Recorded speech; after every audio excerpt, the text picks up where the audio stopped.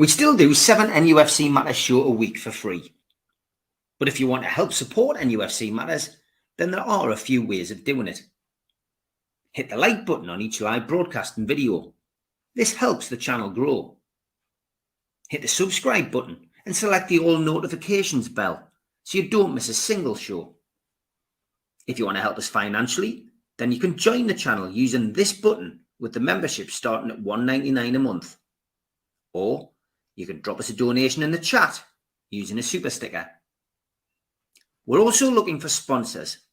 If you'd like your brand advertised on the flyers for the show and featured during the ad break, then email John at nufcmatters.com to arrange today.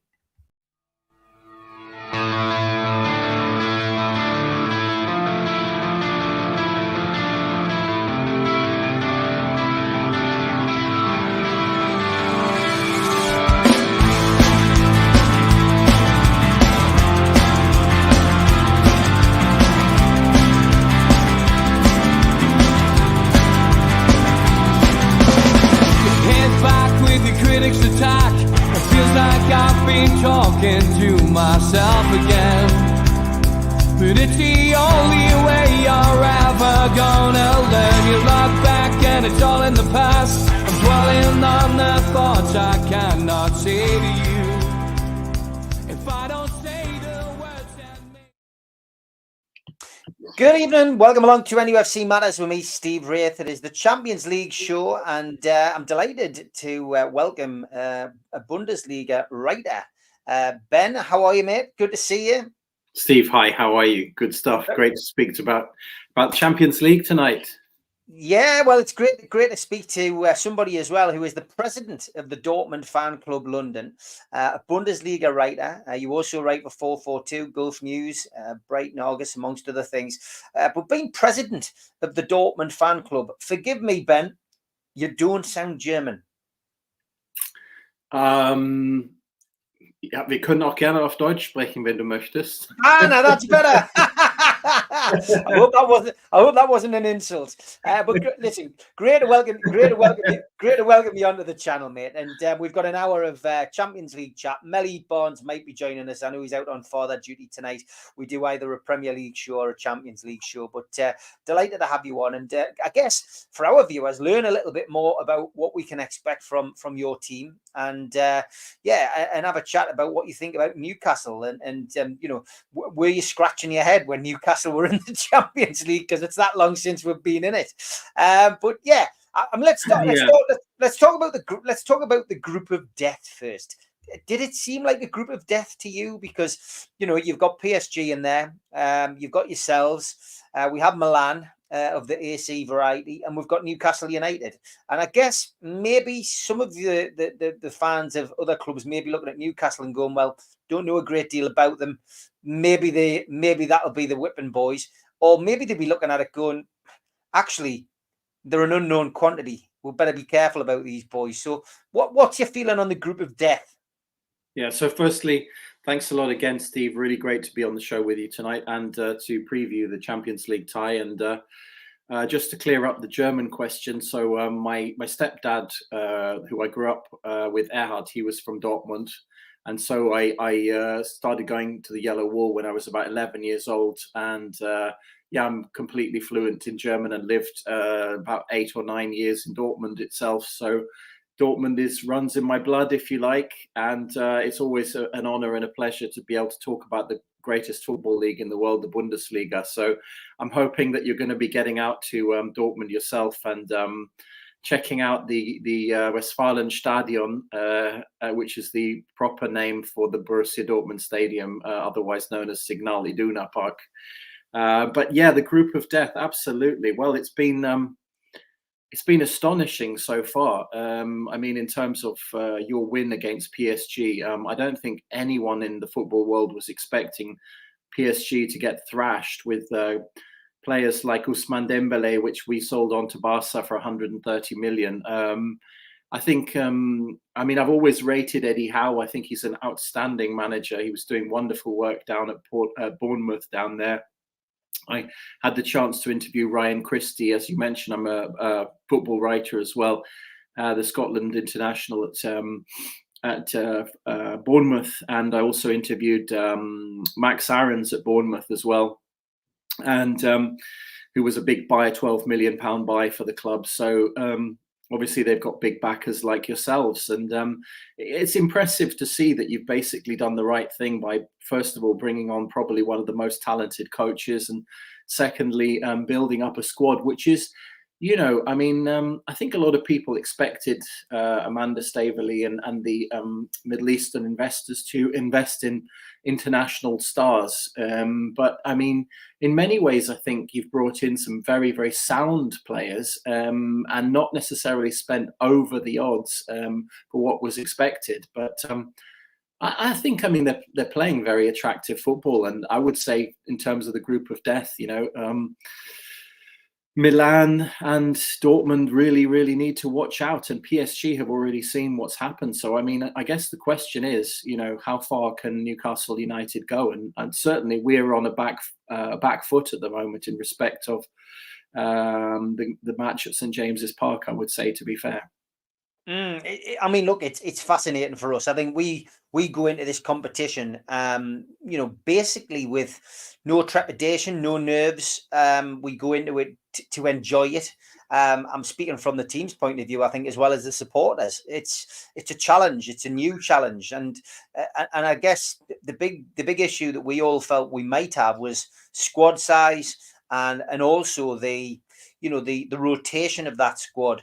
And playing in the Champions League and playing in the Premier League, going to 3 games a week, which is something we've never had to do, since Alan Pardew led us into the Europa. It's a different type of season for us, and we've seen it already. We've seen Sven Botman go out and have a layoff after we'd beaten Sheffield United 8-0 away. We didn't expect it. We were then all expecting to struggle a little bit, but Jamal Lascelles has come in and done an admirable job in some pretty tough games. PSG at home, Man City at home in the Carabao Cup. But I think there's, for us, the expectation is probably more in the Premier League after what we did last year. There is no expectation in the Champions League. I think this season, we almost feel like we've got not a buy as such, but we just feel like we're just going to go and enjoy it, Ben, if that makes sense. Absolutely right. Yeah, to be fair, we applied for tickets within 30 seconds of the link going up live on the Dortmund website, and they were all gone within a minute or less. We only got a couple of tickets, and what was it, a couple of years back when it was Tottenham Hotspurs, we ended up getting 55 tickets. So I think you've got an idea about how excited Dortmund fans, German fans, are about going to St James's Park. There's something very iconic about St James's Park. It's one of the old from a German perspective, German fans, Bundesliga fans, they really love English football, and they love visiting traditional grounds like St James's Park. And I'm just trying to figure out whether it is still called St James's Park. I'm hoping that it is. Yeah, it is. Yeah. Unfortunately, our previous owner, Mr. Mike Ashley, did go for a rather unique name for the ground, the Sports Direct Arena, named after his company. But luckily, with the new ownership, we managed to change that back. The only problem was that on Google Maps for a while, it was still known as the Sports Direct Arena, much to our annoyance as a fan base. But yeah, it's been we always called it St James's Park, and he didn't get his way. But yeah, it is called St James's Park. That's nice. Absolutely. Well, you are one of the iconic English football clubs, and as I said, I remember we went back with the fan club. We travelled up to Liverpool. We had a friendly match against the Liverpool fans back in 2017, and then afterwards we travelled together up on the coach up to Liverpool to watch the quarter-final of the Europa League. About 30 of Dortmund fans and about 70 Liverpool fans. And there was no problems at all. It was just a very good atmosphere. And as I said, the Bundesliga fans are just really always impressed to go to see these old English grounds. And England is still regarded very much as the home of football for German fans. And,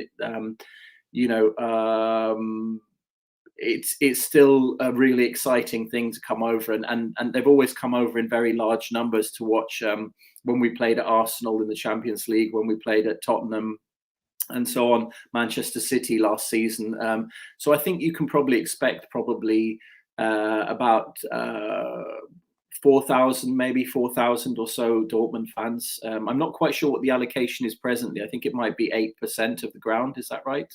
Yeah, it is. Yeah, something along those lines. I think it's taken a little bit of getting used to for us. We've just had notification today because obviously there's a huge demand, as you can imagine, for Newcastle fans to get to Dortmund.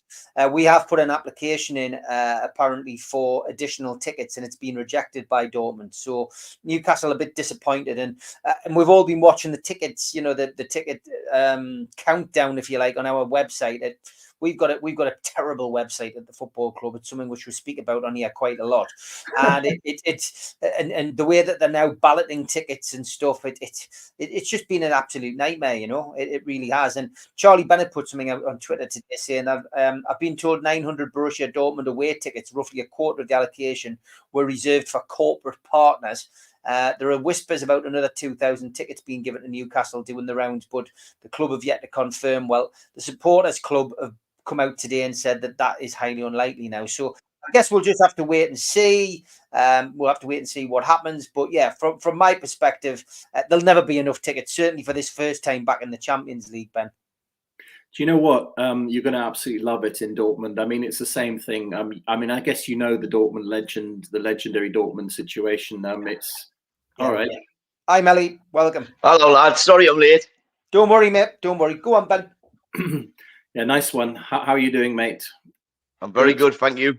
Fantastic. Yeah, I was just Hope saying. You are too, mate. I was up at Old Trafford for the Wolves game. Fantastic ground, absolutely fantastic. United end or Wolves end? We'll get round to that one in a bit. Answers me question. Steve, yeah, the ticket allocation is always a big issue. I mean, I think firstly, Dortmund has 81,000 capacity. That's the first thing. So that's 8%. So you're looking probably about, if my maths isn't completely wrong, it's about 6,000-7,000, something like that. So you'll be getting quite a lot of tickets there. You'll be in the Nordtribüne, which is the north end, diagonally opposite the Südtribüne, which is the 26,000 Borussia Dortmund stand, what's known as the Yellow Wall. And basically, you've got like a section where you are, which generally tends to be in the corner. And then all around you, you've got kind of neutral to Dortmund fans, basically. But there isn't hardly such a thing as neutral fans in the Borussia Dortmund stadium. I mean, the place is absolutely cooking. It's mad. And you're really going to find the whole, it's just going to be an absolutely fantastic experience. And this is what Champions League's nights are about, isn't it? I mean, at the end of the day, it's about the away travel. It's about seeing a new place, going to visit iconic clubs, and you don't get very much more iconic clubs than Newcastle and Borussia Dortmund, working men's clubs, real working men's clubs. Man United, of course, are not bad either, though. Yeah, I mean, well, they're getting like a working man's club, Ben. They've got holes in the roof. It's not called the Theatre of Dreams anymore. Apparently, it's called the Theatre of Streams. It wasn't bad when I was up there, I can tell you that, Steve. Yeah, it was a sunny day, I bet, Ben. But yeah, we'll come to Manchester United in a minute, Melly, because I do know there's a lot of people chomping at the bit to have a little chat with you on there. As you can see, yeah. Tom Dixon asks a question for you, Ben. He says, what is the atmosphere like at Dortmund? And are you excited to see the war flags displayed at Newcastle United? Well, what's the atmosphere like? It's every bit what you imagine, basically. I mean, what you've seen from all the videos, and some of which I've done on YouTube and so on. I mean, it's I've been going since I was about 12 years old, so that's a long time. I have to be very honest with you, more than 30 years, and it's a mind-blowing experience every single time. I mean, when I started going to Dortmund, they were pretty average to crap, basically. And like Newcastle United, we've been through different sort of eras and so on, and some of which we experienced a lot of pain and almost went down. And in fact, in 1972, we did go down and then bounced back in 76. So, but we've been up, thankfully, since then, and almost went down in 86. So we've had different eras, and obviously the success has been there since the 1990s, and thank God for it. But you know what Dortmund basically has is it's a very working class city. There's not loads of money around, but they have an incredibly loyal fan base and an incredibly loyal kind of base of companies around the area, around the region, that want to support Dortmund and that give them all the money and help that they possibly can within their means. But it's a former industrial area. It's steel, it's coal mining, and what's left of that industry, basically, and a reasonably high level of unemployment and kind of a bit of an industrial backwater, if you like. It's not the most glamorous city, but I think that's what makes it very genuine and interesting. And you know, when you get out to Dortmund, you'll find that people are very down to earth. They're very straightforward. They've got 30 breweries in the city. So there's a lot of very, very, very good beer, obviously all of which is brewed according to the Reinheitsgebot, which means purity of beer. So good, solid German beer, which is basically, you know, worth the travel for in itself. And you can have a beer on the stands in the stadium. You can have a beer while you're watching the game, and what's more, you can even have a smoke as well. So it's a lot more relaxed on the yellow wall. It's a lot more relaxed in German football grounds, and it's also very good value for money. I mean, our tickets are about half of what you're paying, or what we are paying to St James's. The atmosphere, it's a working class football experience. People are well up for it. It's where they let their hair down. They really. It's hard to describe, but I've been out to Seville, and I watched Seville in the Champions League last year against Dortmund. We hammered them 4-1. It was an amazing experience. And I've also been to Barcelona and other grounds. And I think Dortmund for me, is the most passionate football I've ever experienced. So I think you'll be blown away, to be fair. I think you'll be blown away. Ben, it sounds like everything that I want. Not just Manchester United, but English clubs to be like, mate. You know, like working class, the price of tickets, they're not price, it's for the fans. It sounds absolutely amazing. It seems like you are just all together as one, you know, like, and like you say, a weekend you come together, you let your hair down, have a drink and a smoke in the stands if you want to. It's just, honestly, mate, I've got the hairs are standing up on my arms and stuff. It really does, honestly, just for your explanation there. It sounds absolutely amazing. I'm sure Steve agrees. Yeah, 100%. It sounds fantastic. And I mean, you know, lots of people booked up already. You know, I was having a chat with somebody today who's chartered a jet. We'll be making some kind of announcement about that soon, which is going to fly straight to Dortmund.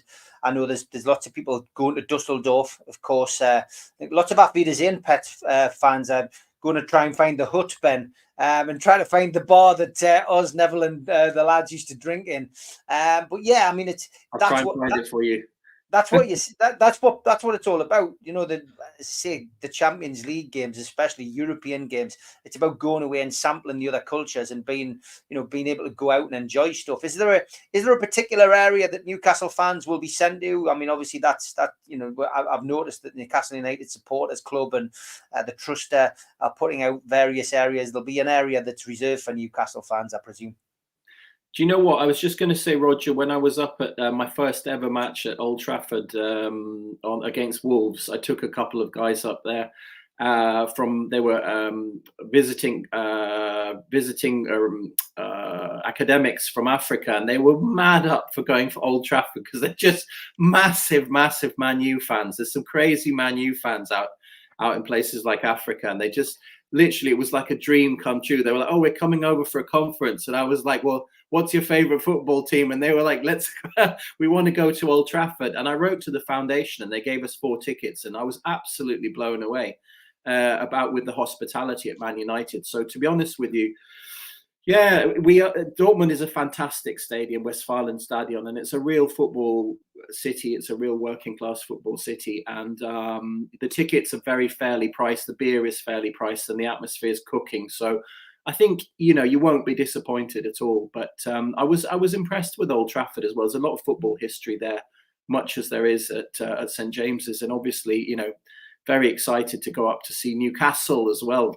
I remember it from the days of Peter Beardsley, and even going back as far as Kevin Keegan as a player, not just as a manager.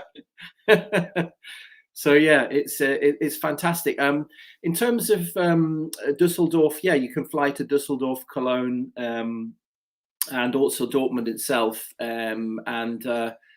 Yeah, it's always an experience when you get there at Dortmund Airport, and the customs officers are always like, "Oh, you're coming over for the game, are you?" And it's just like, you know, it's a little city, but it's a city that lives football. It's just incredible.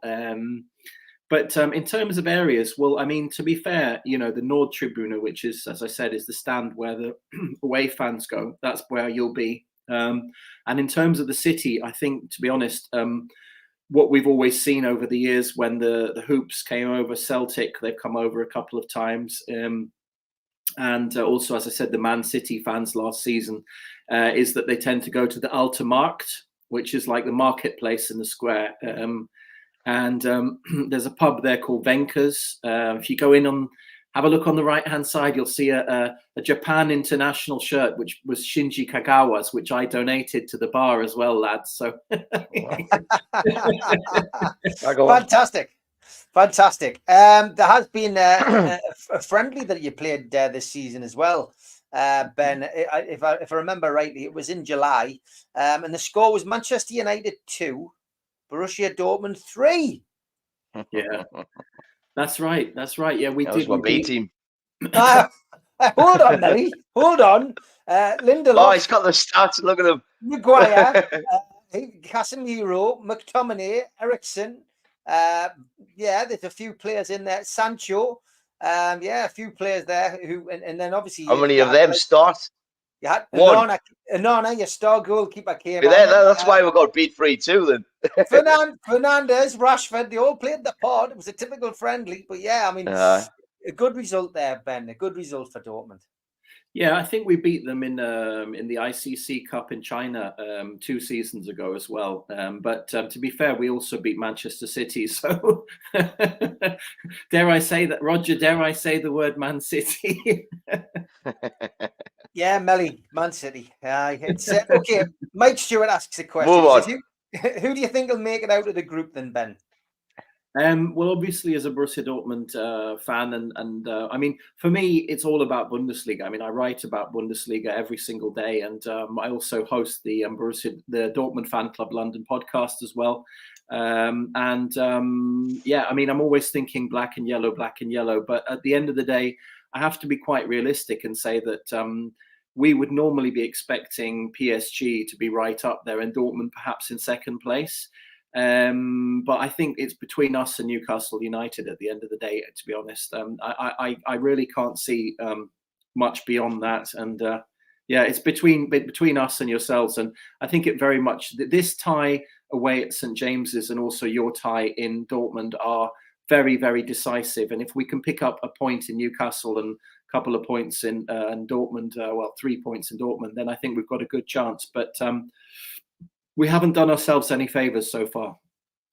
Yeah, it's early days. Newcastle fans aren't getting carried away. 4 points out the first 2 games. Milan, we were lucky. PSG, we deserved it. I think, you know, there's a lot of football still to be played, and Newcastle and Eddie Howe certainly won't be taking anything for granted. That is for certain. As always, get your comments in. If you've got any questions for Ben, that would be great. Alan Thompson, good evening. He says, Ben, welcome with Dortmund being firm favourites to win at St James's Park, as most fans outside the area think we will lose. As a Dortmund fan, how do you see that particular game going? Well, look, I mean, if you haven't seen the yellow wall before, you're going to see 4,000 Dortmund fans plus whatever else can get into the ground. And the tickets have been incredibly expensive and hard to get hold of. Pumping it out for an hour and a half solidly. Banners, flags, scarves, singing, drums, if they're allowed into the ground. And they do make a big difference. The travelling fans do make a very big difference. They're loud, they're proud, and they're very, very effective in getting the team motivated. But I think the problem is that the team, they've always got the ability to surprise, but in this season we are basically missing Jude Bellingham a lot. And I mean, you know, guys, I mean, when Jadon Sancho moved on to Manchester United, it was a big loss for the club.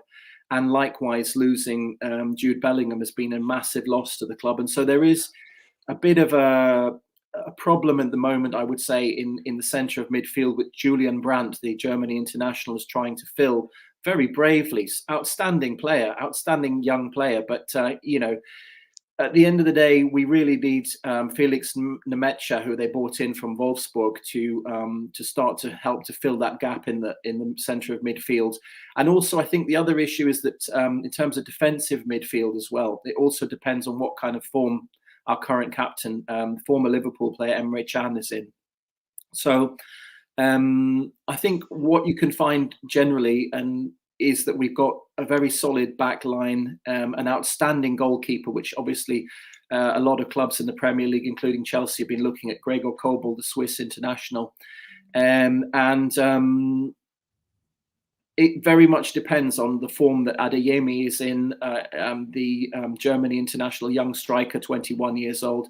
Youssoufa Moukoko, who has been an incredible talent at Borussia Dortmund, and many expected to be one of Dortmund's legendary strikers. He's now only 18 years old.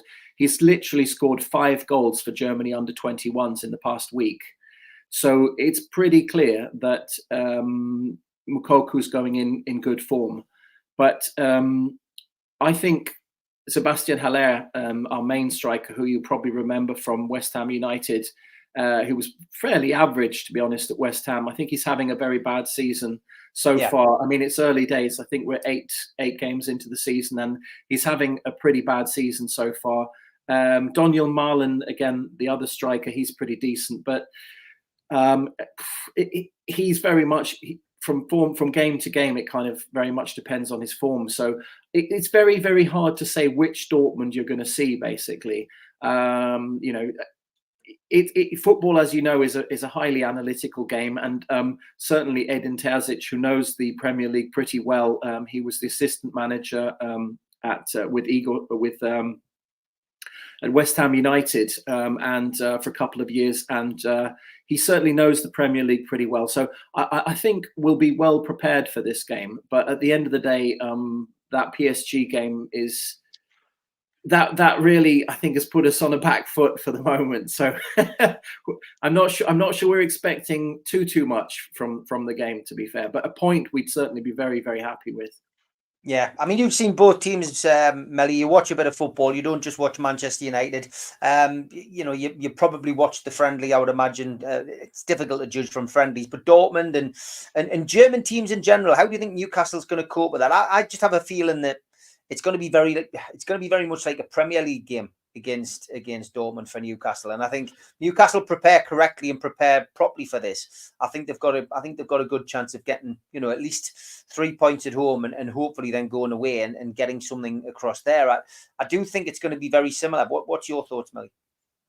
If I'm being totally honest, mate, I think you'll both win your home games. That's how I think it's going to go on.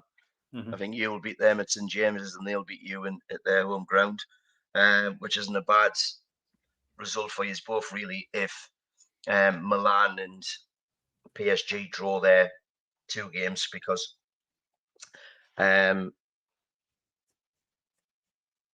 back to what Ben just said there, initially when the groups come out, everybody's seen it as the group of death. I spoke to quite a few Newcastle fans and I said, well, Dortmund's your main concern there. PSG playing a Farmers League and they've lost the main players, they're left with 1 player. So, you know, if you did exactly what you need to do, you beat them at home, and then I think you'll get to PSG and you're quite capable of grabbing a draw there. The atmosphere will be nothing like it is in Dortmund. But I think you'll both qualify, I think. And I think you will beat them at St James's and Dortmund will beat you at Dortmund. Big thanks to Ian as well. He sent $4.99 to Melly so he can drown his sorrows in with our spoons. Well, before we go to the ads, just a quick one on Sheikh Jassim. I told you it was a fake. I told you he was a fake Sheikh. He wasn't going to bid for Manchester United. He's pulled out. He's dropped you in it. You're left with Sir Jim Ratcliffe now, who's going to take, if the Glazers allow it, 25% of your club. I'm loving that. Is it doom and gloom? Is it doom and gloom, Melly? It is. It's complete doom and gloom. I mean, how can possibly the most greediest people in the world, the Glazers, allow somebody to come in with, say, 1 point however much billion for 25%? These are the greediest people in the world. They aren't going to allow Sir Jim Ratcliffe to come in and dictate, like, if a player's playing well, like, to sell them or not to sell them, or who to spend the money on. I just don't know how it's going to work, mate. I don't get it. Sheikh Jassim, mate, I think he put the bid in. I think his money was there, you know, like he wasn't clowning about. But you know, the guy's a multi-billionaire. They're nearly are they royalty in their own country, and they're getting pissed about off. Sorry for swearing. Off a few knackers from America. How much can you take? Do you know what I mean? In the end, I think they just went, right, that's enough. We're out, and it proved in the share. You see the share price yesterday. Yeah, I think it dropped by 10%. 17 in the end. Like, that's the most that it's ever dropped. And literally lost 650 million just by him pulling out. And I've said this on Twitter, and I said it to my father-in-law, and anybody who listened to this, and I don't have to think that I'm just, you know, over-exaggerating or something, but I would quite happily drop down into the Championship with Manchester United this season if it meant getting rid of them and starting out again. Because I tell you what, these are going nowhere anywhere soon, and we need them out of the club. Look, Manchester United, as much as you're saying that your friends came over and they wanted to see Manchester United, they're a massive part of football. Without Manchester United, whichever way you look at it, like, football wouldn't be what it is. And you know, like, people will probably be screaming at their monitors and TVs now saying, "Are you crazy?" But it's true. You know, your big clubs, you know, will bring a lot of tourists. People love that, and people just love Manchester United Football Club. And it's sad that it's been, you know, it's gone the way that it's gone through greedy people. Because ultimately, like Ben said before, this is the fans' game, and unfortunately, money's come in and it's taken over football clubs. And the greed's getting the better of them, and they're dying on their feet. You know, if you start losing clubs, because people will get sick of showing so much loyalty and getting absolutely nothing back. And it's not just happening with us; it's happening in quite a few clubs. And it's just a sad day, you know. Like, rain coming in on a roof, it would probably cost you a few £100 to fix it. You know, it's just shocking. It shouldn't be happening, man. It shouldn't be happening. I'm devastated that he's pulled out. I know there's a lot of United fans that didn't want this kind of money, but they'll probably be saying that while typing on that iPhone or that Samsung and then jumping into that car. You know, like, Steve, it is what it is. Yeah, jump in, mate. Jump in, Ben. I'll put the adverts back 5 minutes because I do want your response on this. What you feel watching Manchester United, who are one of the biggest club, if not the biggest club in the world, and have been for many years. They are now entering a period, or have entered a period of discontent. And I've never seen Manchester United fans have a meltdown like this. This is like a Newcastle United meltdown under Mike Ashley. Fans aren't happy. Melly's not happy. He's been a season ticket holder at Manchester United, travelling from the northeast for 30 years, and he now is in a position where we were under Mike Ashley. What's your take? So looking at it from a Bundesliga perspective, most, including Borussia Dortmund, most of the clubs in Germany are fan-owned, member-owned, like in South America and Spain, basically. So, for example, take Freiburg, who are in the Champions League this season. They're 100% fan-owned, and we at Dortmund. I'm a member of the club. I've been a member for more than 10 years, and basically we pay £70 a year equivalent, and we basically get to attend the annual general meeting. We get to vote on all the important issues, including voting the board of directors in and out. For example, 2 years ago, we had to decide whether we'd have a women's team. which was a new thing for the club, which was voted in. We've now got 2 women's teams. But at the end of the day, there's a sense of real democracy in German clubs. And that's basically, last year we brought in a code of conduct for the club itself, basically a code of values that we wanted the club to uphold, including never changing the badge, never changing the colours, never moving from the stadium, from the Westfalenstadion, never moving from Dortmund as a location. So something like MK Dons couldn't actually happen in the Bundesliga. But also we locked in the ticket prices as well, so that there would be a ceiling for ticket prices going forward for the next 10 years. And those are the kind of things which make you feel like it's a democracy, or like you have a real say, a stake in it. It's not just a business that can be moved around or shipped around, but it's a club which is rooted in the community, which we have our share in as members, as card holding members. Not even season ticket. I do have a season ticket, but it's not so much about that. It's about having a say in the club and how the club is run, basically. And we have 180,000 members, which is after Bayern München, we're the second most and the second largest member base of any football club in Germany. And it's, a good amount of money comes together through the memberships, which gives the club the money to basically run the ship efficiently, and to know that they've got not just 51,000 season tickets sold every season.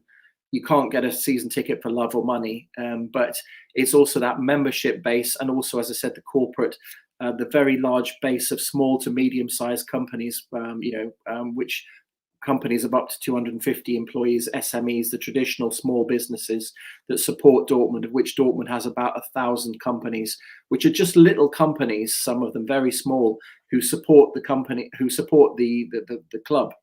So I would say that when you're a Bundesliga fan or a Bundesliga writer, someone who's basically interested in German football, you look on to more than 60% of the British clubs, English clubs.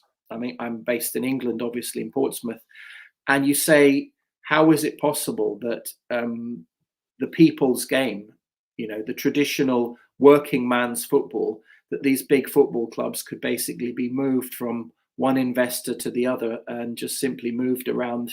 And it doesn't make any sense for us, because how it occurs as a Bundesliga fan is English fans are more customers rather than actual fans. Yeah, I think that's how I would summarize it. We feel like we're part of the club, whereas I feel that in some ways you're more like customers in a way.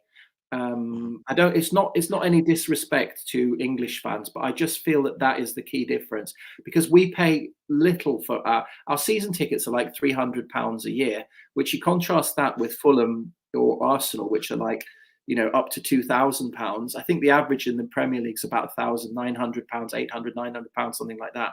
But it's still so much, very, very much more than here in England. So we feel that you're basically paying through the nose for elite players, which makes the Premier League the NBA of world soccer, of world football, basically.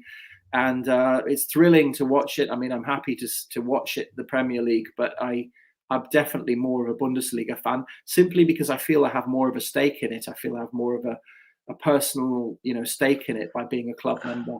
That's it. So I look on the situation at Man United with intrepidation, worry, and concern, and I hope that the Bundesliga will never go that way, to be honest. Yeah, as much as I admire the club.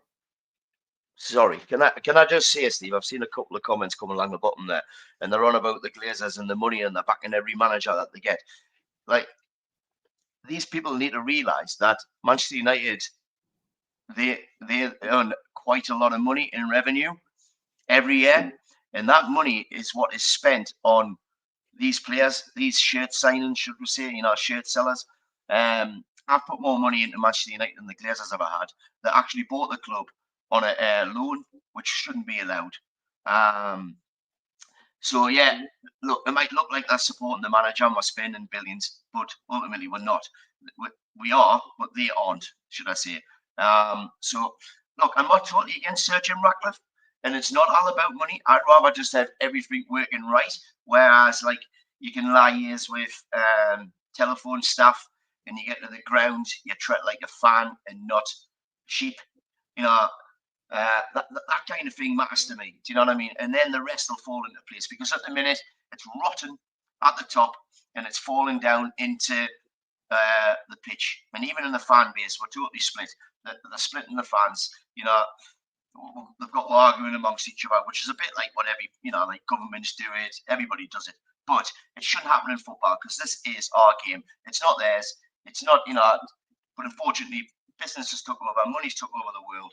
And the Premier League is probably the most watched league in the world. So this is what they're targeting. They're all targeting the Premier League, and it's only going to get worse. Like we said the other week, Steve, they'll not want likes of me and you here. They'll want.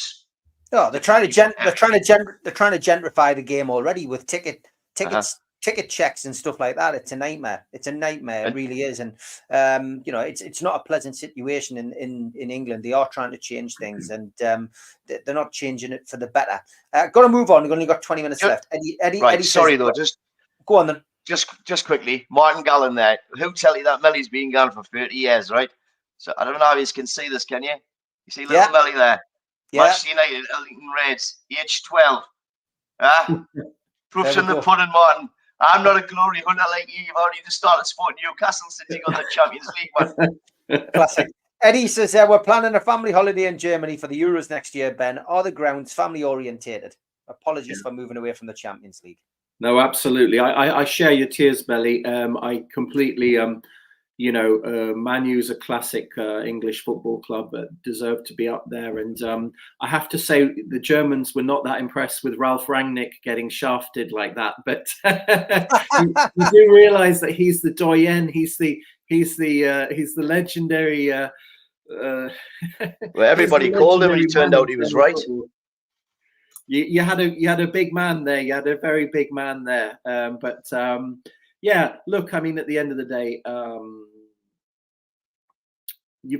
English football's bringing in a regulator now, and next season, I got to talk. I got to give my little 5 pence worth to the DCMS inquiry about that, and talk about the Bundesliga and the values of the Bundesliga,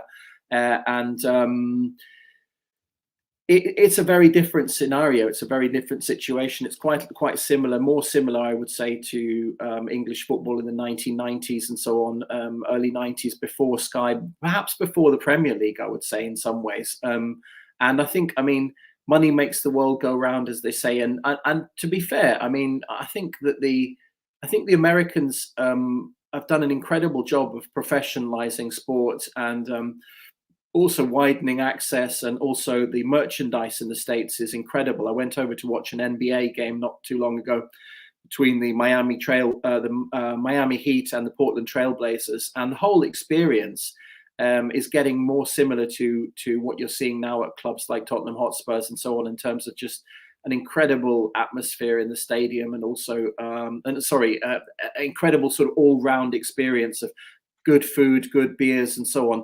But I think the problem is, as somebody, for example, here, I go to Fratton Park at Pompey, Portsmouth FC, and any of you guys that have been to Pompey, it's an old-fashioned English working-class football club, and the stadium's right there in the middle of the terraced houses, and the performances are not always that great, but there's a real sense of tradition at the ground, and it's that kind of thing, I think, that makes German fans look up to English football, is tradition and that working class kind of thing. And none of us can write off the fact that in the 1980s there was a lot of crowd trouble. There was a lot of things that happened that put people off football and risked endangering our game in this country.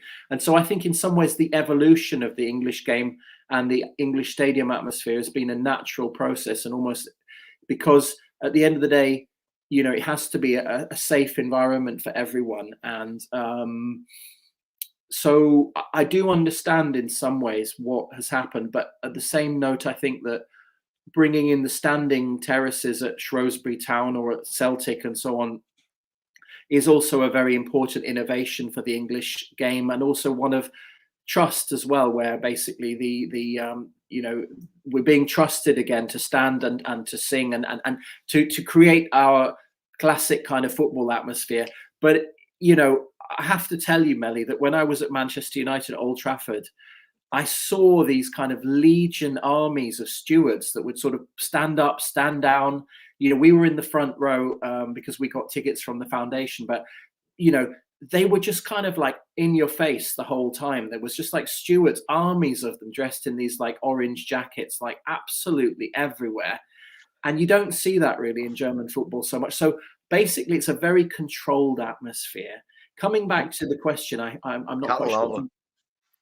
So the question that was asked about whether it's family friendly, ironically, although German football is much more free in terms of the experience, people are having drinks, and there's even guys walking around on the stand selling beers to the people in the crowd. He's got a big sort of a metal container on his back, and he's filling you up, and he's going around, and the beer isn't expensive. I mean, you can have a beer for about £3, so it's not expensive either.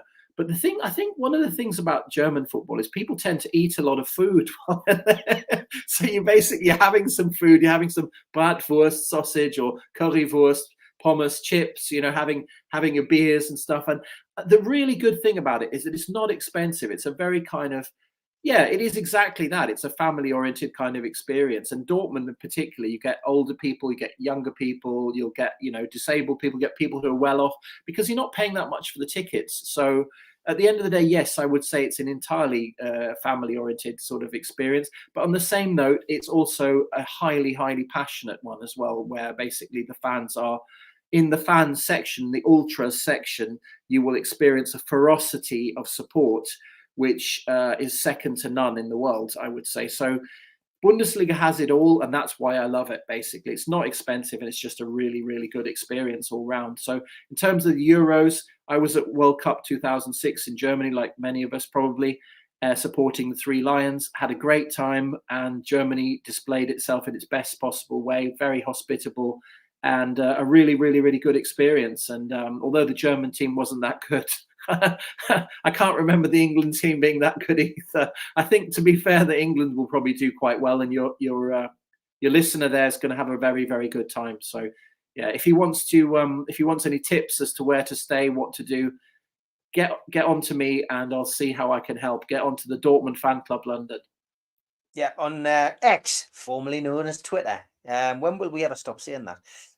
Yeah, lots of comments, lots of questions coming in. Tom says you're going to have a lot of stairs to climb when you come to St James's Park. The way end is in the gods, which you are right. Andy asks a question. He says, if Ben could have any player from the Newcastle United squad, who would he choose? Well, I wouldn't choose Loris Karius, put it that way. Do you know what? I actually admire Nick Pope. When he was at Burnley, I went to watch Burnley at Carrow Road last season. But no, jokes aside, I think probably Almiron. Almiron is a very good player. Miguel Almiron. I think we certainly. I mean, Alex Isak wasn't actually that good at Borussia Dortmund, and from our perspective, we thought that you rather overpaid for him. So I'm really glad to see that he's scoring. He's got 8 goals so far this season. But I think personally, pound for pound, I think Miguel Almiron is probably the player that I admire the most myself. Is there a particular? I mean, I've never asked you this, Melly. Is there a player in Newcastle squad that you would like at Manchester United?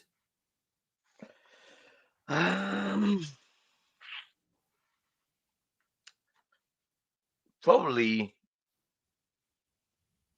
I would have took Kieran Trippier before you went here, but now I think Bruno or Joe Linton in the middle.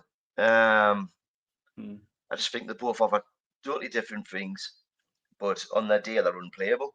Haven't seen enough of Tonali to comment on him yet, but yeah, probably won't see much of him for the next few months either. It looks as if he's going to get a ban of some description anyway, which isn't great. Yeah, I tell you what though, I watched Gordon when Everton came to United, and he absolutely tore us apart. And then when he came to use, at the end of his Everton career, beginning of his Newcastle career, he looked a different player, and I think he was down on confidence. But you see him all over. He's normally in Ashton, Morpeth. He's mixing with the locals. He's had a good summer there with England under 21s, and he's just hit the ground running, you know. And if he keeps that form up, mate, I think you've got a hell of a player on your hands, like. Yeah, I would agree. Ben, did you catch the coverage of the knife attack on a Newcastle supporter in Milan? Stu Mag saying your lads need to stay safe when you're out there. Yeah, I was just going to say that Joe Linton's well known in Germany because he played at Hoffenheim from 15 to 19 as Alex Isak also. But another player and Fabian Schär and Joe Linton were teammates at Hoffenheim. Yeah, but another player I admire is Sean Longstaff as well. I think he's also pound for pound an outstanding footballer, and he deserves to do very well indeed. And a knife attack. Well, look, I mean, at the end of the day, German football is not unknown for controversy.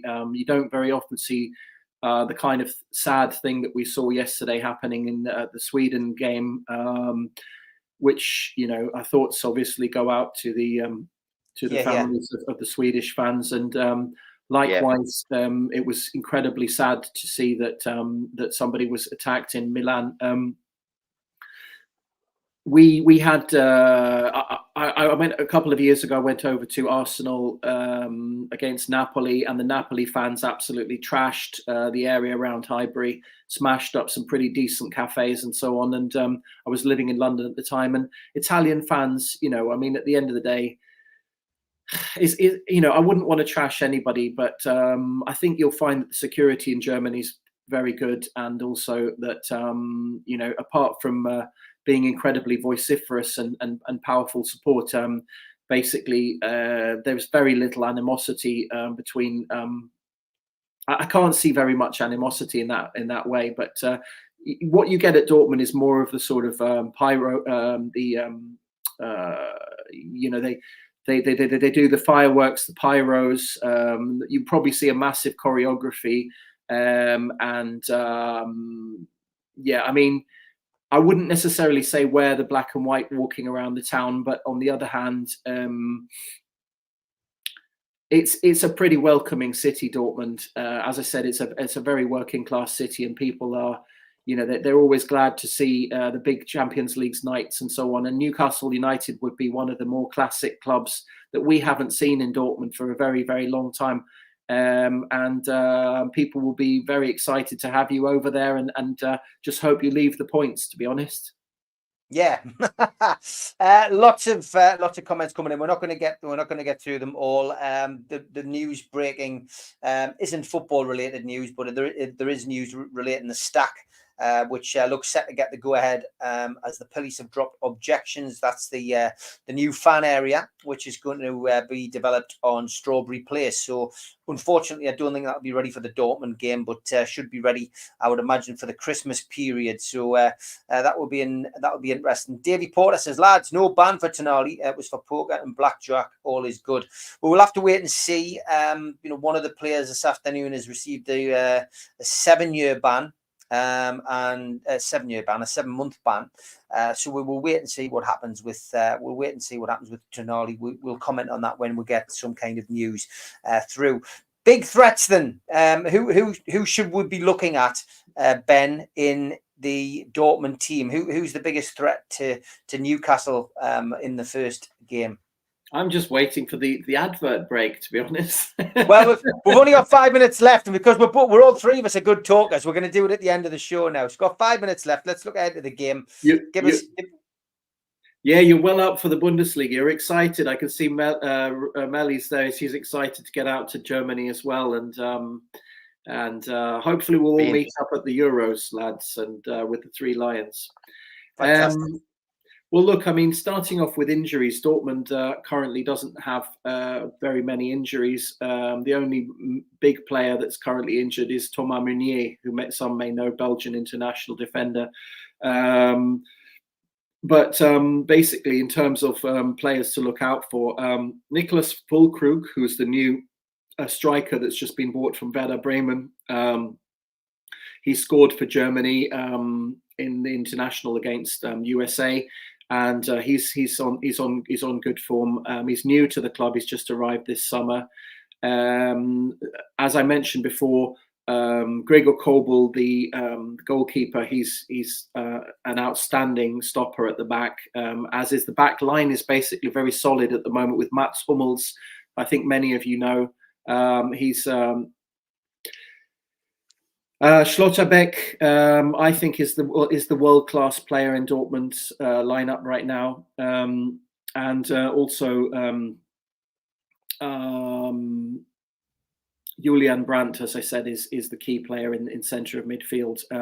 Emre Can, I think people, as I said, remember him from Liverpool. He also played at Bayern Munich and Real and Bayer Leverkusen, and he's a very good player and the captain of the side at the moment this season. So, I mean, Dortmund at the moment, I would say, in terms of out-and-out leader, they're looking to Emre Can. But weirdly, this season, Marco Reus is having a really, really good season, and he's already 35. So you'd be pretty surprised to see that guys like Mats Hummels, who's I think he's 34 as well, and Marco Reus 35, who are very much, they're on 1 year, one season contracts. They're very much at the end of their careers, but they're very much leading the pack. And so essentially it's going to be more of a team effort, I think. You see moments of brilliance from Julian Brandt, who scores some incredible free kicks, and is basically our best player, I would say, at the moment, along with Schlotterbeck, the German international left back, and also Gregor Kobel, the goalkeeper. But I mean, I think the thing to watch out for is Dortmund's explosiveness in the last 20 minutes. They basically have the ability to just power on in the last minutes. German players always have an extremely high level of fitness, and they're able to basically push in at the end when people have written them off, when people are expecting them not to be able to basically regain the initiative. So I think it's going to be much of a tactical battle in the midfield, basically. Newcastle and Eddie Howe are basically pushing a lot in from the wings. They're looking at, they have very, very innovative tactics, basically, where they tend to overload the wings, and it will be interesting to see how Dortmund handle that in terms of our back line, and also whether our midfield players can get back and actually do enough of the defending. I think at the end of the day, our midfield is our weak spot because of the loss of Jude Bellingham. At the moment, we don't have an out-and-out leader, which, to be fair, Melly, that's why we're looking for bringing Jadon Sancho back, because we reckon that he will be the winger that we need right now. But in terms of Dortmund's weaknesses, the wingers right now is a bit of a weakness, because Jamie Bino-Gittens, who's a young English player, 18 years old, has not quite come into his own on the right wing. And I think in terms of pressure points, it's midfield and the wings. And it will be very, very interesting to see how we cope with the kind of pressure and innovative tactics that Eddie Howe seems to be doing. But I mean, for Eddie also, I mean, these are big nights, Champions League nights. It's not as if he's doing Champions League every other week. And I suspect you'll be well prepared, but we will be looking to work very much as a team and to try to basically push through in the last 10 minutes if you haven't scored. And try to win the game. But Dortmund have the ability to really feed off the crowd, whether it's away at home, especially at home, and then the ability to just smash it in the last couple of minutes. And that has been a massive thing going back to Jurgen Klopp and, and before that. So it's all about team effort, basically. There isn't really an individual performer that you need to be looking out for, in my opinion. Quick one on Sancho, Melly. I was just going to ask. That's exactly what I was going to ask him. Did he end on good terms? Did he cause any kind of disruption in your changing room? No. Jadon, I met Jadon when he signed in 2017. He'd just come back from the India World Cup under-17 FIFA World Cup, and I met him together with Pierre-Emerick Aubameyang. He gave me an England shirt, and I'm not going to big up him just because he gave me an England shirt and signed it. No, Jayden, I experienced Jayden as it was at the Christmas party. Dortmund have a Christmas party every year where the fans basically get to meet the players. Jayden occurred to me as a very level-headed guy. And to be honest, that's exactly what I think of him and what we thought of him. As a fan club, we were actually going to do a mural when he left Dortmund on the Black Prince estate where he grew up in Lambeth. And I think we're still planning on doing that if he comes back and signs for us. So Jayden, for me, is a very level-headed player. He got on very well in Dortmund. He's a big fan favourite. And I think Dortmund will be prepared to probably pay about 35 million for him. So we're all hoping, fingers crossed, that we're going to get Jadon Sancho back. And he will be very much the leader that he was, even at a very young age in Dortmund, in Dortmund's attacking play at the front, on the wing and so on. He was dynamic, he was energetic, he was committed, and he didn't have issues with the club, unlike some of the other players like Pierre-Emerick Aubameyang, who had to force his leave, Ousmane Dembélé, who very much had to force his leave at the end. Jayden was a top guy. I mean, no issues at all, to be fair. And I've been very disappointed to see the way he's crumbled at Man U. I think perhaps, you know, as they say, a prophet's never recognised in his own country. And you know, I reckon if Jayden comes back, or if he goes out to Juventus or Roma, as has been rumoured, I think he'd do very, very well. At the end of the day, he seems to have an issue with Erik ten Hag as well. Perhaps that could also be the issue. But yeah, we will take him straight away. I'll tell you, mate. No questions at all. We'll take Jadon Sancho, and we'll give you good money as well. We won't give you 60, 70 million for him. I think it's probably best for the wages. The wages are the issue.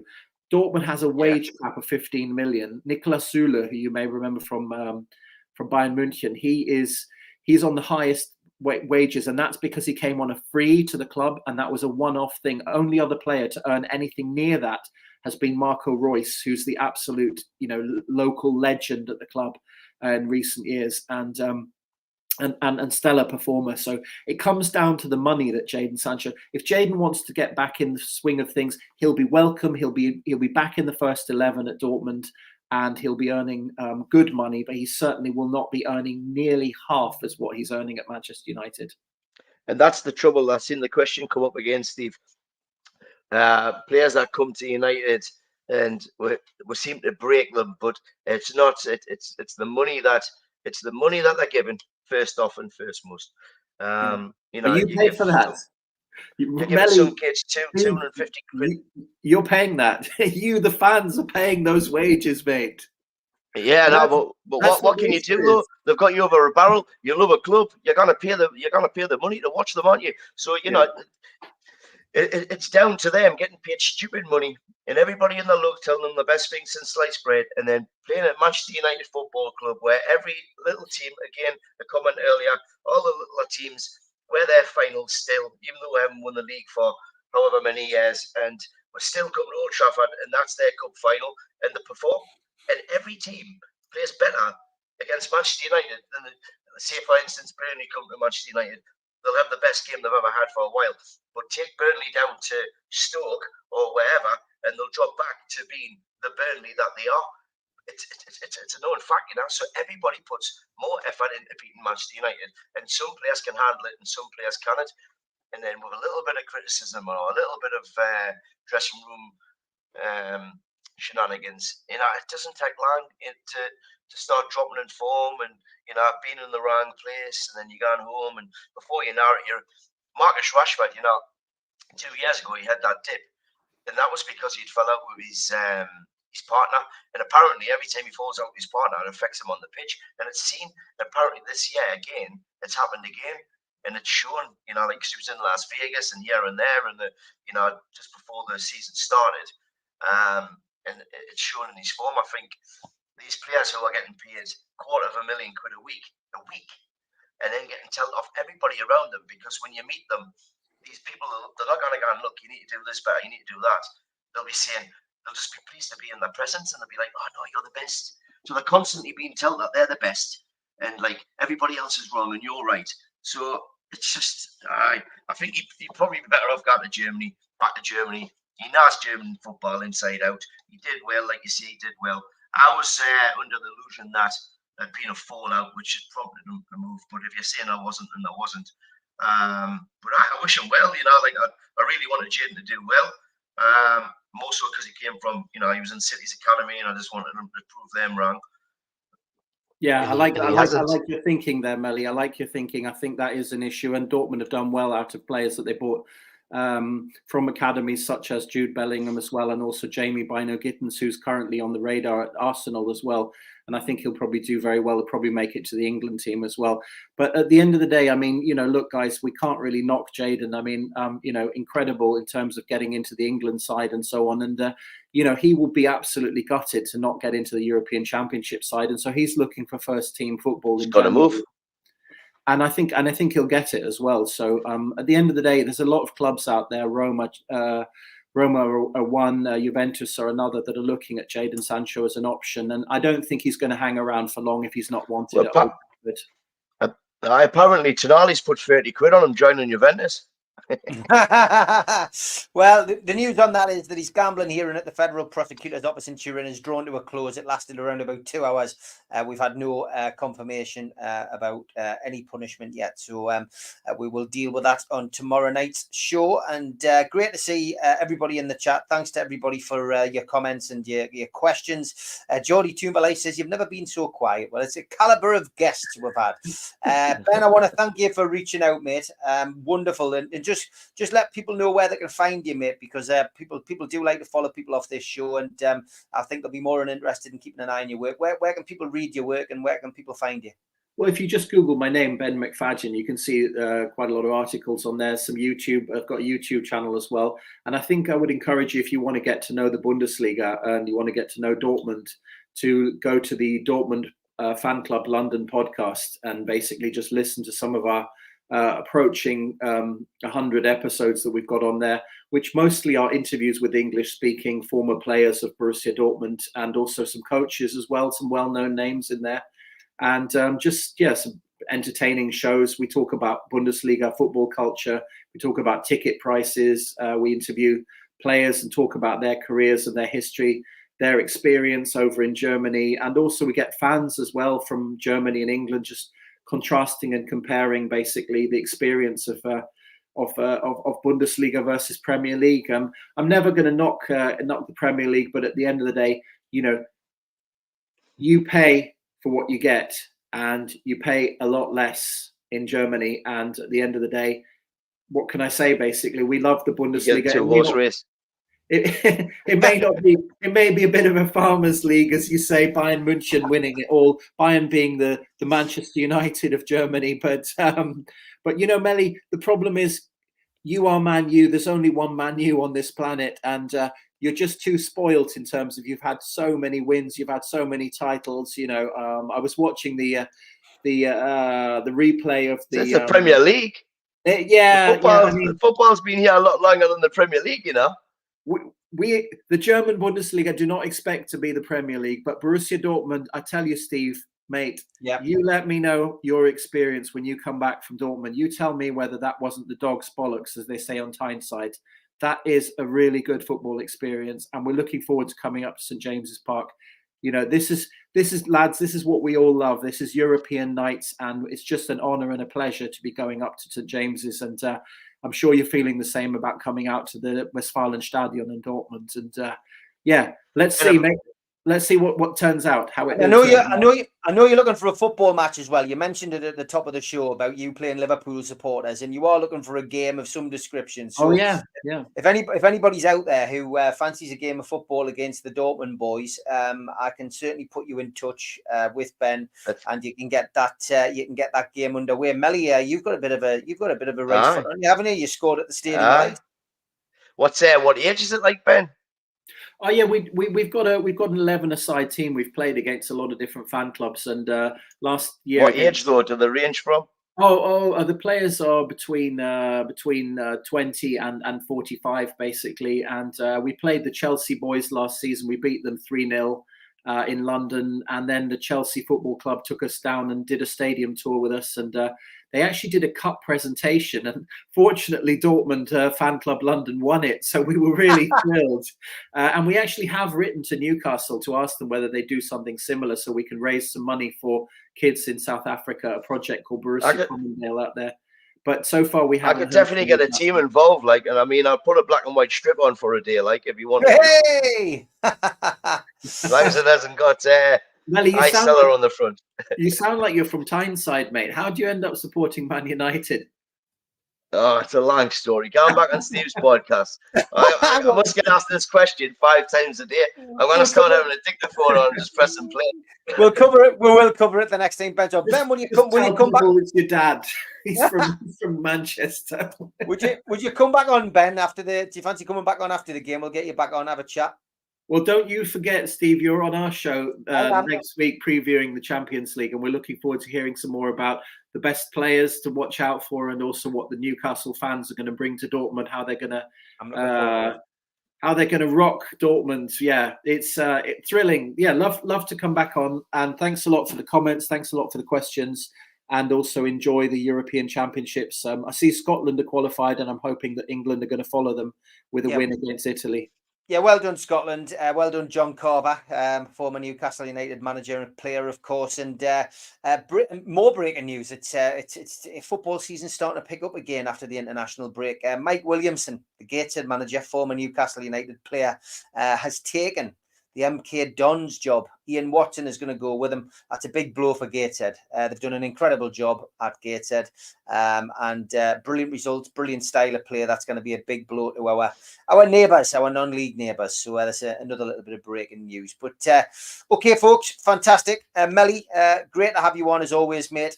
Ben, thank you for joining us, and hopefully bump into you a week on Wednesday, mate, for the game. But for now, thanks for tuning in. I'll play out with those ads that Ben wanted. Thanks very much. Take care, Ben. Take care, Rivi. You're going to make some money. You're the Premier League.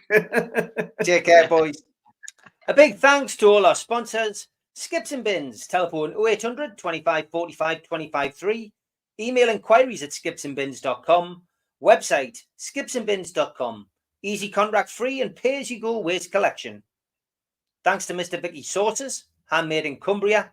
You can find out more about them from their website, mrvickies.co.uk, or by calling 01768 210 102. Thanks to Media Arts for all the help with the video side of things. And thanks to United Group Travel, UK coach holiday firm based in Morpeth. There's no strangers on their tours, just people you haven't met yet. They're now taking bookings for 2024. You can call 01670 632 460, 0791 666 4174, or 07957 141 654, or go to the website unitedgrouptravel.com. Please subscribe to the channel. Hit the subscribe button underneath the video today. We still do 7 shows a week. Hit the thumb up under the video to like it. It does us a big favour.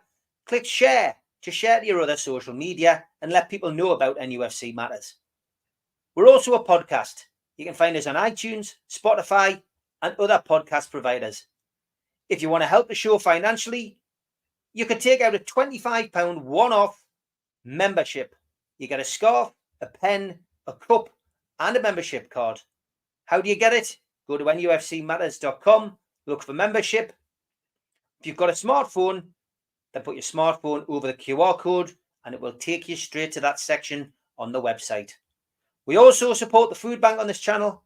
You can donate to the food bank today by going to nufcfansfoodbank.co.uk. We do support events on this channel as well. If you've got an event, please send it in and we'll promote it. The Tyne Theatre and Opera House are doing a Keegan, Beardsley and Waddle event, the Class of 84, 25th of January 2024. Book now by calling 0844 249 1000. And the Tyneside Irish Centre, they're doing an event with Frank Clark and John Gibson on Thursday, December the 7th. You can get tickets from nufcmatters.com and they are priced at £15. There's also some tickets available on Groupon. Don't forget, you can catch me 5 days a week, Monday to Friday, with Rye, Dave and Daz on the Northeast Footy Brekkie Show, 7 till 9, and you can catch us on the Red, the Toon and the Cat and on Toon Radio's website. WhatsApp us on the day 0330 043 2002, the perfect way to start your day. you.